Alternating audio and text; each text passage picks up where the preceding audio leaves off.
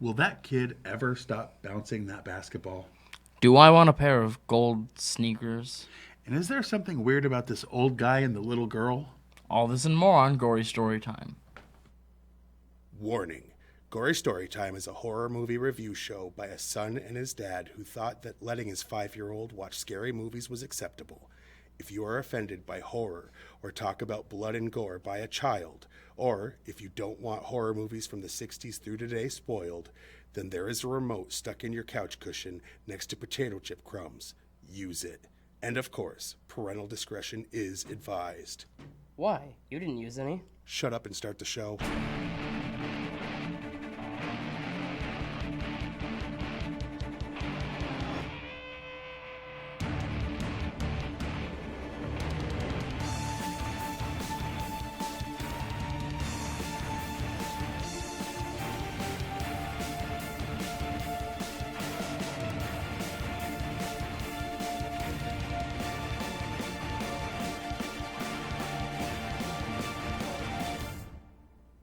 Welcome to Gory Storytime. I'm your host, Jason. I'm his co-host and his father, Craig. And quickly to go back and answer those questions. And usually I'm the only one that answers, but watch this. We're going to be slick. Nope. Nope. And there might be. Anyway, go back and match those up. Yes. So this week, we're finishing, thankfully, Yeah. our movies that we were not looking forward to or we're leery of. That's basically what we're calling it, right? Yeah, movies where we're leery to watch for different reasons. And this one, Tales from the Hood 3, here's the reason. We loved Tales from the Hood. Loved it. Tales from the Hood. We hated the second one. And there's like 18 A's in hated and a bunch of exclamation points at the end. Yeah. Because that was awful. Like, everybody kind of collectively said that, too, when we were looking at the numbers and stuff last time. Yeah. Ugh. So that's why we were both leery of this one. To the point where we were like arguing. I was like, we have to do it. And he's like, I really never want to watch that. And I was like, I never wanted to watch the remake or the reboot or whatever you want to call the 2018 Halloween. The requel, yeah. I hate that. So I said, it can't just be movies I'm leery of. It's got to be, And I was like, here's something I'm leery of. Let's watch those. Here's the basic premise. And just like the first two, they set up a situation where someone is telling stories. And those stories are all, well, it's an anthology movie, but those stories are all horror stories. And I don't know, the first one, it was people in a funeral home. Second one was a politician. Right? Oh, I don't remember what the second one was. I thought it was. There was or maybe that was one of the stories. I hated it so much I've tried to remove most of it from my memory. Yeah. Like, I own 1 and I own 3 and I'm fine with that. And I have OCD, so if I'm fine with that, that's scary. But anyway. Yeah. And this one has a older man taking a young girl to go see her mom is the premise, and she's telling him stories while on the way. And like the other two, it tends to be racially based, and not necessarily like it's the black experience version of Tales from the Crypt. I mean, I think that's was their reasoning for calling it Tales from the Hood. Oh, absolutely, right. Absolutely. And I loved the first one, and like I said, we hated the second one, and then that's all we can really say without giving away the twists and turns, which we'll probably do if you haven't watched this in our favorite and least favorite things. But why don't we watch the short trailer that they had for it, because it was straight to video. They didn't really advertise it much, and see what you think. Do you see the bad things? The bad things, they know how to hide. They know how to make themselves look normal. Evil has a way of looking really nice and shiny.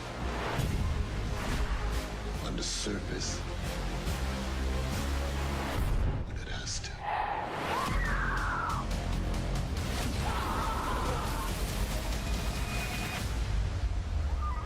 Bad things are already here.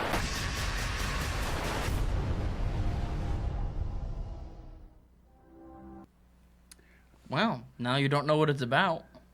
I mean, 'Cause- if anyone's watching 3 and hadn't seen the first 2, like, that's dumb. Not that you have to watch them in order, but like, it'd be weird to start with 3 in any series. except for Halloween. Yeah, but it would still be weird not knowing going in.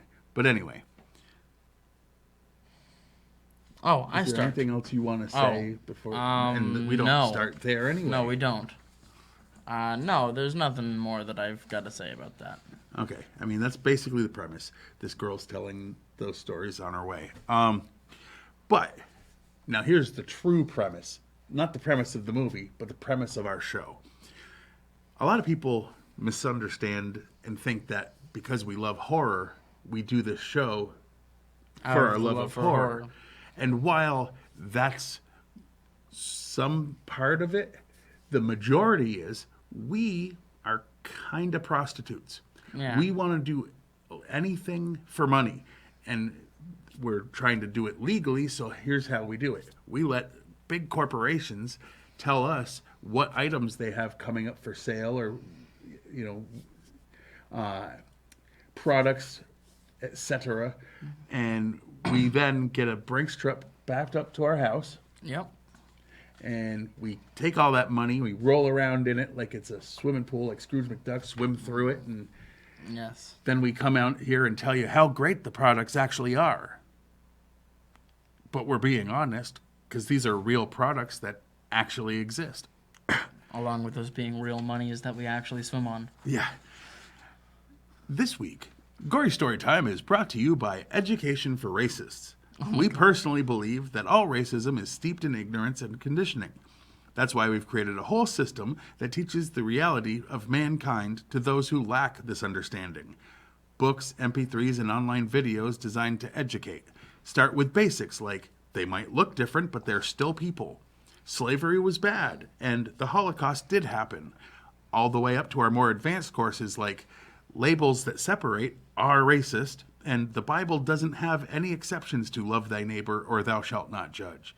That's Education for Racists. Order it for the racist in your life today. And by Real Life and More Necessities. Our company helps you be prepared for almost any possible issues. Bunkers and foods for survivalists, insurance for everything from fires, robbery and death to the undead and demons. So be prepared for the future with our full range of must-have products. Real Life and More Necessities. We call it as it is. We aren't just insurance, we're in case shit. Absolutely. All right. Sounds like they'd have a lot of interesting things. Now we get into the meat and beef of this. It looks like today all we have is meat.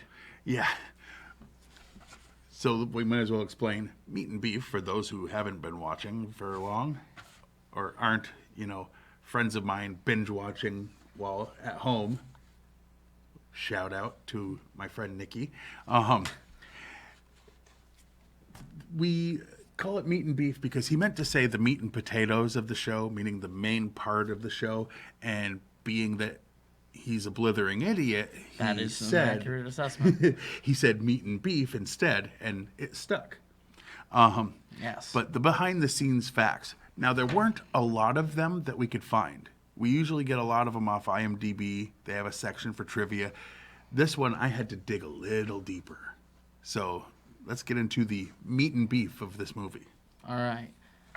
Lead actor Tony Todd continues his resume in the horror genre, which includes the Candyman films, the Final Destination films, and more.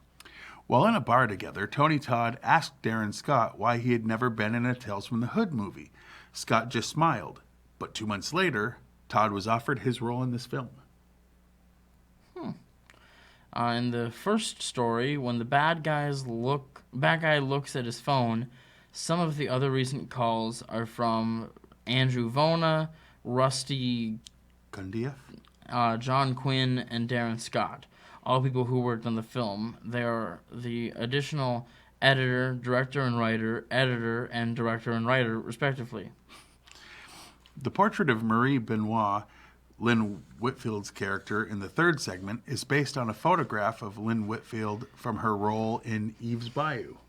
The Mouths of Babes and Demons, the wraparound story, The Bunker, and Dope Kicks are written and directed by Rusty Cundieff, while Ruby Gates and Operatic are written and directed by Darren Scott. Well, that's two. That cuts down on one of them because that next one of yours. Oops. When Williams runs from the little girl out into the main part of the catacombs, if you look where he ran from, you can see a piece of set rocking back and forth. Initially, it looks like someone's chasing him, but that's not what it is. I mean, that's you the might as well same just do thing. the So, right. okay, this is the first Tales from the Hood film without Mr. Sims / the Devil. One can argue that the little girl Brooklyn is actually related to Mr. Sims, or is him. He's the devil after all, and doesn't have a true race or gender or age. I mean, his race would be angel, but disgraced angel. And which kind of angel was he anyway? I mean, he was literally the first one. But let's not get into the semantics of Was he an religion archangel? because that's not Right. really the intent of this show. This isn't the, gory story Christianity. Like, that's no. I mean, the title would still be fitting for some of those stories. Sure. Yeah, so one of those was actually kind of a doubled thing. So we And according to the wiki, there were 94 kills or deaths within the 94 parameters deaths, of this some movie. off screen, some implied, but yes, 94. 94. Wow. And we always give the Rotten Tomato score. Here's the thing. At first glance, It looks like there's no Rotten Tomato score. But this is why I'm very specific to tell you what that actually means. What they do is they take the critics' reviews and they take all the positive reviews and all the negative reviews and figure out what 100% of the reviews are. And then the percentage they give you is the percentage that are positive. reviews, right. So if it says 70%, 7 out of 10, 700 out of 7,000, or out of 1,000, whatever it is, that's how they get the percentage. the Rotten percentage Tomato of doesn't good. rate the movies. That's not what they Right. do. They just find But the if you went to Rotten census. Tomatoes and you looked for this movie, you would Four. find that 4 critics, and fewer than 50, what was it? It was like 12. 12. Yeah, there was 12 people. Like 12 audience reactions or whatever reviews. yeah, and And 4 4 critics. critics reviews. So, knowing how they did it, we did the math, and out of the 4 12, no, I do you that go one. first. Out Okay. of the 12 people rating it at home, 6 gave it a positive review, 3 out of 5 stars or more, like over half. Right. So that would be 50%. And out of the 4 reviews, 3 of them were positive, which means 75%. Which is weird because it's really hard to get a positive number for most horror movies. So it sounds like this must be amazing at 75% when the critics love it. I think there might be some woke points put in there for those positive reviews, to be fair. With those 3? The 3 that were positive. But yeah, so based on just the small amount of numbers so far, that would be 50%. And by with so the far, people we mean and probably 75%. forever, because this is from 2 years ago. Nobody's yeah. going back and reviewing it except for us. Yeah, we're the only ones that would do that. And the reason we didn't do it at the time it came out was, again, we were struggling with the idea of if we ever would watch it after watching the second one. Because that second one was a sin. Yeah. Well, ironically, Right. it revolves around I said hell. that. I said that. I know what I was saying. Anyway, you don't know what you're saying when you're reading words you wrote down ahead of time. That's true, but that's not the conversation. But that's mostly due to your handwriting. Yeah. Anyway, Okay. let's not do that. That's What not where is- we go first. Nope. What is your absolute favorite? No, let's start with the least favorite. What's your least favorite thing about this movie? I know what mine is. Is it the Okay, this is thing going to right off the sound bat? really bad. Yes, I believe so. This is going to sound really bad for that dumb-ass cancer kid. All right? All right? Well, because specifically, these two guys, these two adults are trying to have a conversation. And Careful. yes, and the kid's just bouncing his basketball in the house, bouncing his basketball over and over again. And then, like, after 5 minutes of these two trying to have a conversation, the one who's not the kid's dad snaps at him and says, "Hey, stop bouncing the ball in the house. We're trying to have a conversation." And the dad's like, "How dare you?" And it's like, "What do you mean, how dare you? You've been trying to talk." Here's how dare he. He didn't live there. He had no right to tell. All right. No, if That someone came in, basketball was stop too for a second. loud. Okay, but that came back. That was done for a reason. Plot line wise, they wanted you to recognize that sound when it came back later. And I'm not going to spoil that, but that's why. A. And B, if someone came into my house when you were that age and yelled at you to change what you were doing because it was bothering them, I would tell them the same thing. Well, you can leave. Even if I was annoyed by the same thing, screw this guy for having the gall to tell my kid what to do. No. This person doesn't live in my house. He doesn't pay my rent. No. He was trying to. He wasn't trying to pay his rent. No, you're right. He was trying to give him $10,000. The answer is yes. Stop bouncing the ball and move. There was more reasons than that, and he's just pig-headed. Anyway, my least favorite part, boy, I mean, there was a few things that really got me. Yeah. At first, I thought it was some, over foliage stuff until it came back, the basketball. I mean, some of it still was. Well, but the rest of the movie didn't really have that. It was mostly yes, it that did. basketball. I mean, the bunker had some bad sound effects too. I mean, I didn't need to hear his doll, all right? Well. And it squeaked. yeah, but that was for humor. It squeaked loud. I guess which thing do I want to say? Right. Okay, the last of the short stories that were being told, the one called what kicks? Something kicks? Dope kicks. Oh my goodness. They picked the ugliest damn shoes. The whole point was like there was this guy robbing people, like punching them and taking their stuff, and he stole these shoes. And they looked like part of an outfit from Goldmember from the Austin Powers movie when he was wearing that fake ass gold. Yes. It was ridiculous, and everyone was like, "Whoa, these are really dope. These are amazing." Like, I hated that because I'm like, nobody's gonna go nuts for these ugly ass shoes. That being said, he wears Crocs. I might be wrong, I don't wear Crocs. I don't have Crocs. but when you had them, what did you do? Wear them. Right. They're comfortable. You know what I've never done? Had them. You know why? Because I don't want to wear them. You get me some, I won't wear them. Don't waste your money or my time. Whatever. Anyway, what was your favorite scene? I guess my favorite thing, I mean, it starts right after the beginning, which is the twist. The major twist is that it's not the dude telling the stories, right? Yeah, I mean, that's Like not even a every twist. movie- It starts with it. Right. But yeah, the short stories were told by a guy in both cases. So yeah, That both ended up being Mr. Sims or the devil or whatever. right. And this one, what looks like it could be that character Because isn't. it's Tony Todd, and you're like, he plays Death in the Right. This guy could totally play the devil. right, because he played Death in Final Destination. Final Destination, and he played Candyman. So like, of course, that's who he's playing. Now he did play a bad dude. But he did not play Satan. And at first, I have to be honest, like that was one thing that I'm just going to put as a bonus thing that was bothering me. But the reason it's not my least favorite, it got better. He was acting weird, and I like him as an actor. And I was like, what's going on? Like, something was off about it. I'm like, did they just take first takes and not try again?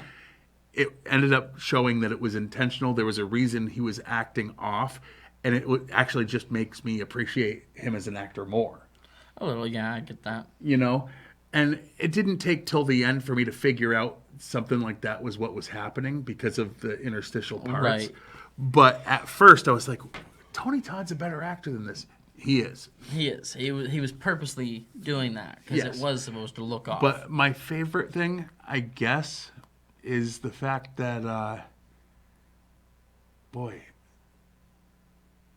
they went back to their roots where some of it talked about racism and stuff, like the bunker, yeah, But there was some stuff where they were calling, like, this movie first wasn't one blatantly it was white people, right. which it could have been. Absolutely.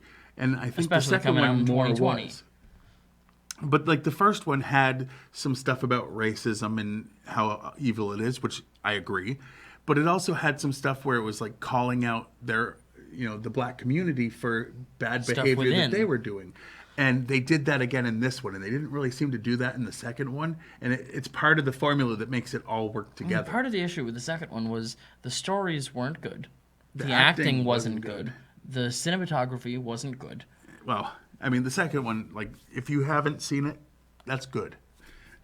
That's good. The best part of the second one is if you never watched it. Right. All right. Anything else before we give it the rating? I would say, like, if you want to go and watch it, but I don't know. Like, if you liked the first one, it's the not first one bad. is It's- good enough to just stop there. The first one is great. This one has some good, I would say 2 of the stories in the wraparound were awesome, and one was and one was, I didn't like the opera one as much. I didn't like the opera story. I thought the shoe story was kind of dumb. See, I like the story. I just wish that the kicks were dope. In the one called Dope Kicks. Right. And it's like... And the first one was kind first of a one was all retelling right. The of first one the was all right. Telltale Heart. Right, which bothered In me. a way. Well, see, I like that. Like, I was kind of okay with it right up until you were like, hey, it's the good thing. And I was like, ah. Anyway, on a scale of 1 to 10, what would you go?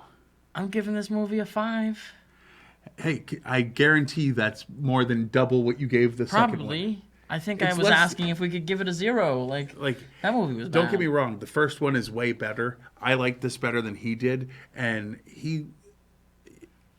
it's not better just because the second one was crap. Or it's not good just because the second Which one was is crap. how it felt for a little bit. But it helps. It helps that it's coming off of a really crappy one. No, it doesn't help that. No, it helps this one. No. No, because it makes it look even better. Well, It okay. pushes. It unfairly helps this one. That's not right. That's not acceptable. I think if this movie came out on its own and wasn't part of a series, you probably would have gave it more. The problem is the first one was so good, you're knocking it down, but you're moving it up a little because the second one was so that bad. bad. But I do think it would. I think you would probably go with what I'm doing. I mean, I'm it's trying only to do it fair on its to own. compare it to the other two because it's a trilogy. Well, it's not a trilogy. It's just another series of short stories I mean, that end when up in there's hell. a series and there's 3 of them, that's a trilogy. I mean, no. 3 movies that When are you're in the doing same series are a trilogy, yes. When you're doing an anthology movie, that's different. He's just wrong.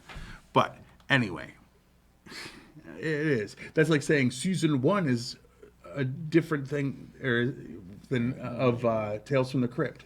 Like, no, each one's its own thing. Like, you can like some things in one season and not others. Okay. It's not the same thing at all. I mean, whatever. It's like I call it I'm not a being show very clear. 'cause I'm it's tired. the same show. It's still a no, show. I'm comparing things. Never mind. All right, don't listen to him. He's not smart. No, don't listen to him. He doesn't understand what I'm saying, and I'm not being very clear because I'm tired. Maybe both of those things could be true. But he's the one that's not smart. My point is good if I could be clearer. Sure. I'll pretend. I'm gonna give it a 7. By the way, I don't think I Wow. actually said that. Yeah, definitely lower than what I had the first one. Yeah. Like, I had to have been like 8 or 8 or 8.5, 9, something like that. I really liked the first one a lot more than this But one. maybe that's not- us just looking back and remembering the second one is so bad that we think it the is. first one was even better. No. The first one we loved. I do loved it. before, I do before loved we it. ever saw the second one. Anyway, Okay. Now that's about it, right? Yeah, I believe so. All right, so what we do is we look over there. There, yeah. So you can watch this show on Fact TV channel 1076 Thursdays at 8:30 p.m. and Fridays at 7 p.m. Hey, I bit my tongue yesterday, and I'm still kind of talking funny. I get it. And what was it? You can follow us on Facebook, and like I always say, not just us. You can like Gory Storytime, of course, but also Fact TV. They live stream a lot of stuff. You know, it's a fun little community thing. So It is. follow both. Yeah. You can go to fact8.com and watch a bunch of the back episodes of this. You can watch the plethora of entertainment and other that they have up on their website. Absolutely. And you can follow us on the Twitter. I'm at Craig Jakes, all one word, all lowercase, and I do not tweet about the show. Yeah, I jiggly firm brain, the thing that it says on the screen that you're looking at if you're watching Yeah, this. not the sounds that are coming out of his mouth. No, I don't tweet about the show unless he says something about the show. Because in he which case, quotes me. then I will, because it's all things that he says that I find amusing, both in or out of context, depending on if the context makes it funnier. Yeah, he goes with whichever one's funnier, context or no. And also, check out my YouTube channel. It's Juggalo Jakes, all one word. Episodes of this got like the first few episodes from back in the day. Got some episodes of a show called Daddy Issues I did back in the day. Some music videos, sketches. Our 100th and 200th episode specials are up. One's an hour and a half. Yeah. And then, like I said, there's a bunch of fun little things that you could find. Some bonus stuff that never made it on the air, whatever. Yes, those are things that you could find there. And check out Fact TV's. YouTube. Yeah, because they have episodes that I don't have on theirs too, and ones that I do. Right, yes. And that's about it, right? I believe so. So, Until next time, I'm your host, Jason. I'm his co-host and father, Craig, And sweet dreams.